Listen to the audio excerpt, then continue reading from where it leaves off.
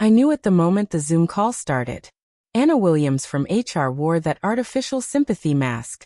Mike Sward's square lit up next, looking too proud for someone who hadn't built a thing. Then came Miller Hale, the VP who used to call my work genius code. Now none of them looked me in the eye. We're restructuring, Anna said, using corporate language for betrayal. Your role has been made redundant. Redundant? I'd spent 8 years building Veltrix's logistics brain. Their network ran on code I'd handwritten at 3 a.m. I stayed calm. I smiled. And I knew exactly what I'd do next. They had no idea. I didn't lose a job today. They lost their heartbeat. I didn't argue. Arguing gives them power. I nodded while they listed severance, COBRA, NDA, and knowledge transfer. Mike Sward glanced at me like I was already gone. They planned this. They'd studied my documentation. Well, the fake documentation. The real system lived in patterns only I understood. Anna said my access would end by 5 p.m. I smiled again. I'll gather my things, I replied. But there wasn't much to pack. A coffee mug, my backup drive, and a sticky note with one word, pulse. My badge slid across the desk like a chess piece. You'll need it, I said, and they laughed. Later they wouldn't be laughing. They'd be clawing for air. At home I powered up my workstation. 3 screens. 1 heartbeat. I built Veltrix's routing platform from scratch.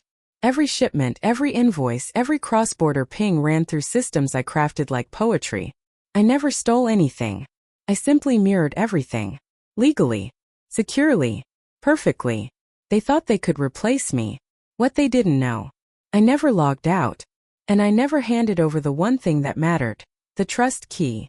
It wasn't a file. It was a rhythm. A pattern the system recognized. Without it, the system would slow then stall. I watched their operations flutter. Not failure. Just fragility. Mike Sward thought he inherited a system.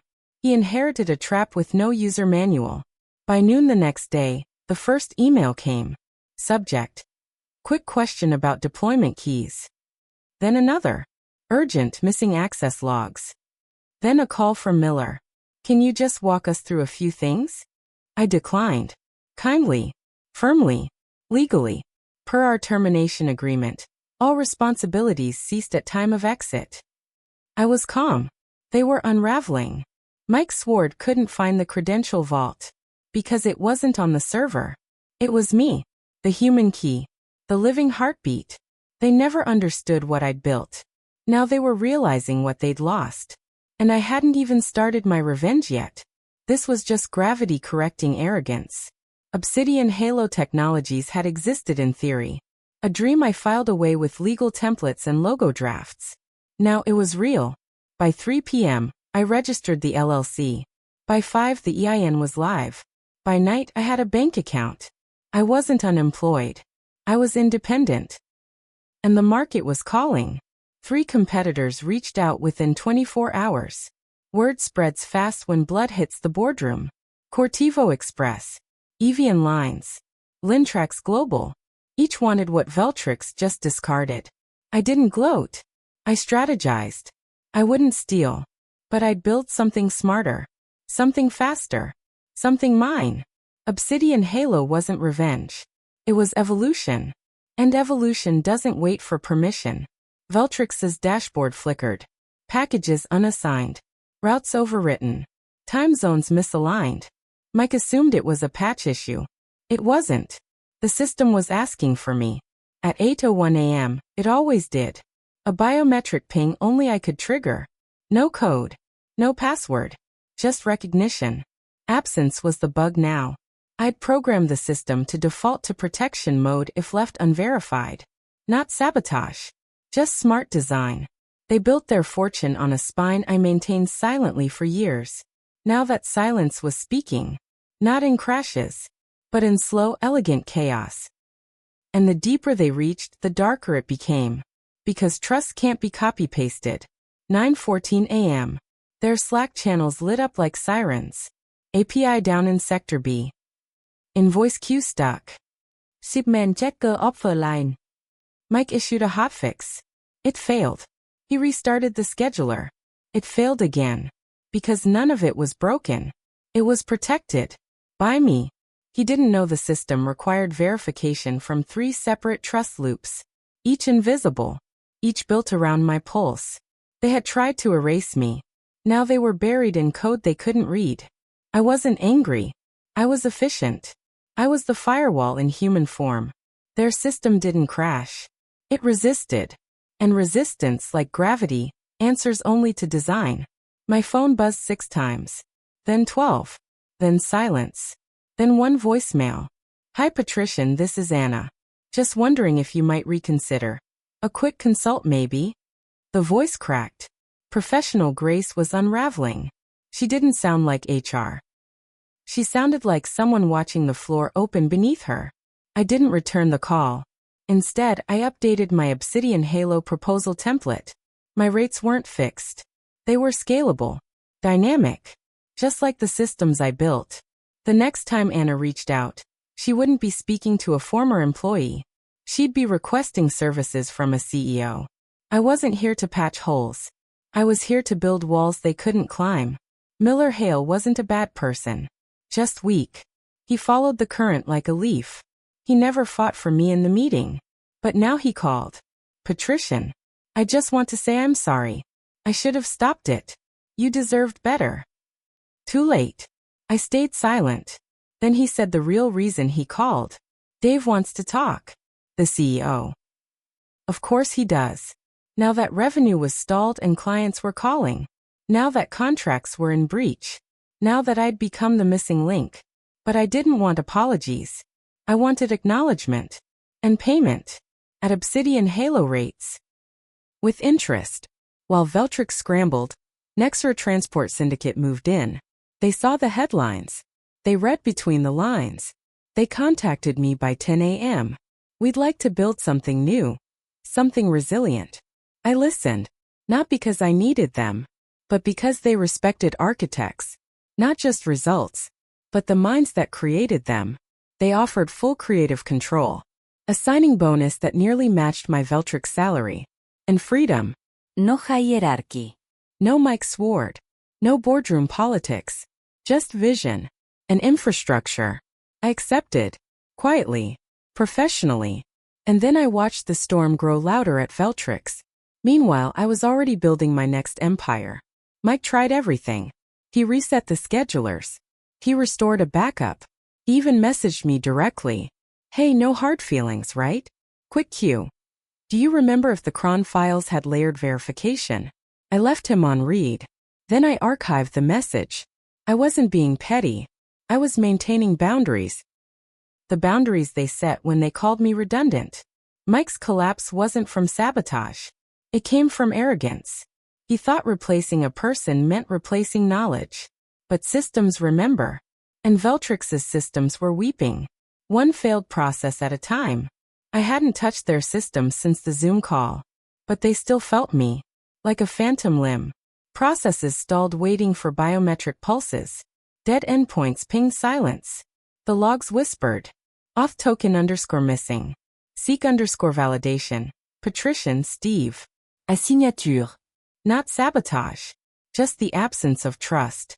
Their consultants scoured the network. One asked, was this intentional? No. It was protective. I didn't build Veltrix to burn. I built it to breathe. But when they fired me, they removed its lungs. Now it was gasping. Every code branch, every trigger, was waiting for me. But I wasn't coming back. They fired the heartbeat. The echo was theirs to suffer. Dave Stephen, the CEO, finally broke his silence. A private email. Subject. Urgent, please respond. Tone desperate. Let's discuss a way forward. Name your terms. Too late. This wasn't about money anymore. It was about dignity. I didn't burn bridges. They leapt from them. I forwarded the email to my lawyer. Response. For consulting inquiries, please contact Obsidian Halo Technologies. Rates attached. Terms strict. Prepayment required. And under no circumstance would I be re-employed. I don't fix broken kings. I build new kingdoms. Dave had built Veltrix on sand. And now the tide was rolling in. It started with billing. Their invoices failed to sync. Clients couldn't process payments. Revenue stalled. Then logistics followed. Shipping portals froze. Driver schedules vanished.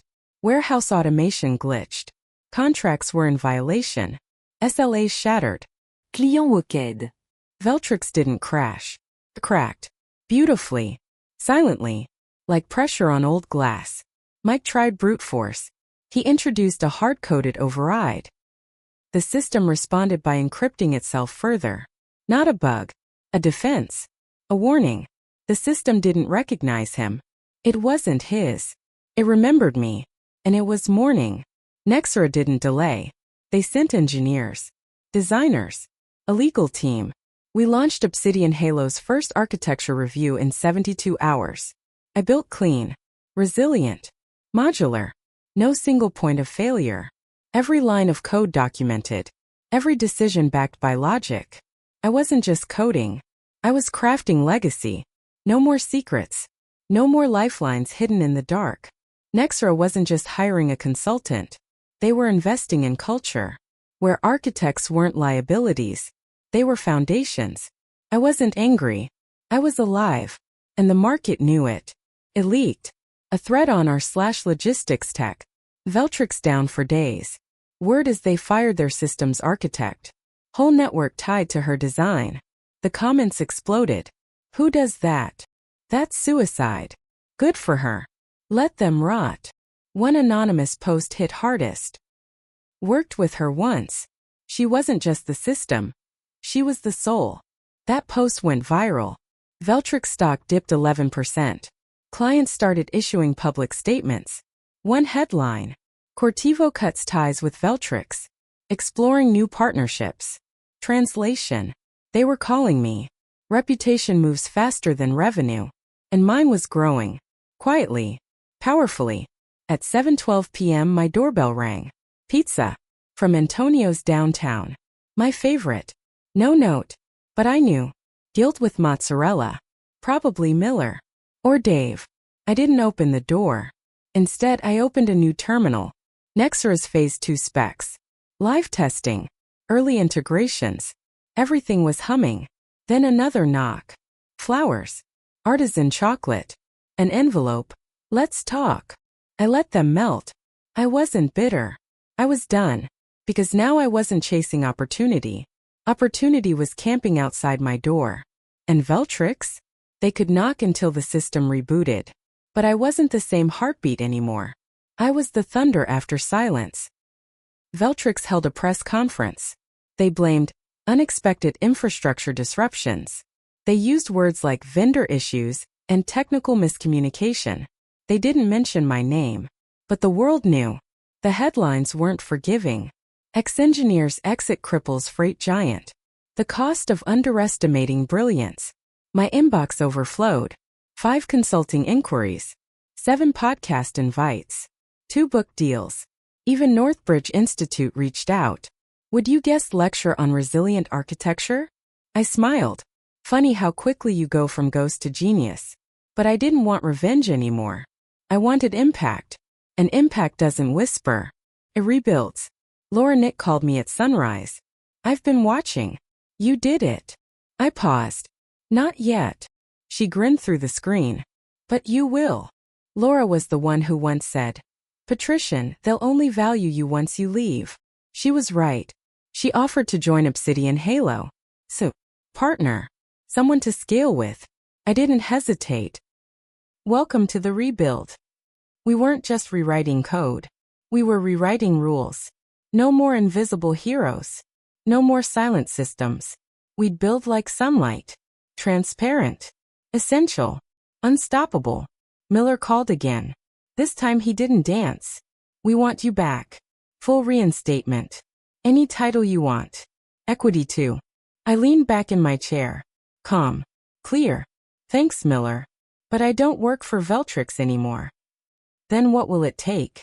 I forwarded him the consulting rate sheet. $3,000 per hour. 50-hour minimum. All paid up front. No equity. Nonda. No restrictions. If they wanted me, they'd get a vendor. Not a victim. He didn't reply. But the invoice was paid within the hour. That's not a partnership. That's a surrender. They flew me in. Private jet. No expenses paid. The Veltrix boardroom was colder than I remembered. Anna pale. Miller silent. Mike absent. Dave stood up. Miss Steve, thank you for returning. I didn't shake his hand. I handed over the integration map. Phase 1. Restore minimal ops. Phase 2. Rebuild with external governance. Phase 3. Transition to a system not owned by a single human. Questions? I asked. They didn't have any. Because this wasn't a negotiation. It was a correction. My hands moved across the keyboard. Familiar. Fluid. Veltrix's ghost system blinked to life. Heartbeat. 8:01 a.m. Ping. Alive. But I didn't hardcode myself into it. This time I taught them how it works. I trained their team. I documented everything. I gave them structure. Then I gave them distance. Any final comments? Miller asked. I paused. Yes. The problem wasn't that I was the system. The problem was that no one cared to ask how it worked, until it broke. Then I walked out. No bye. No exit meeting. Just closure. Back at Obsidian Halo we hit our first major milestone. Nexra's new system went live. Flawless. Faster than expected. Fully redundant. I poured champagne. Laura smiled. You built it. No. Ikurrakta. We did. Our client list tripled. Competitors started copying our architecture. Didn't matter. Because they didn't have us. They had fragments. We had trust. In tech, in people, in leadership. Obsidian was no longer a startup. It was a standard. And Veltrix? They were a cautionary tale in our onboarding slides. 3 months later I got a letter. Northbridge Institute offered to name their new lab after me. The Patrician Steve Center for Ethical Architecture. I said yes. Not for the plaque. But for the students. So no one would ever again build systems without understanding the soul behind them. My legacy wasn't revenge. It was awareness. Awareness that people aren't redundant. They are essential layers. Like trust. Like time. Like truth. I started with a mirror terminal and a sticky note. Now I had a movement. And movements don't collapse. They scale. One morning I opened my screen. Heartbeat. 8:01 a.m. Only this time it wasn't asking for me. It was asking for the team I built. It was self-sustaining. Redundant. Resilient. My job was done. The silence was peaceful, not heavy. My phone buzzed. A new client. A new vision. A new system. But before diving in, I sat for a moment. Coffee in hand. Watching the legacy breathe. Not because it needed me. But because I taught it how to survive without me. That's not revenge. That's engineering. And this time, they'll never fire that.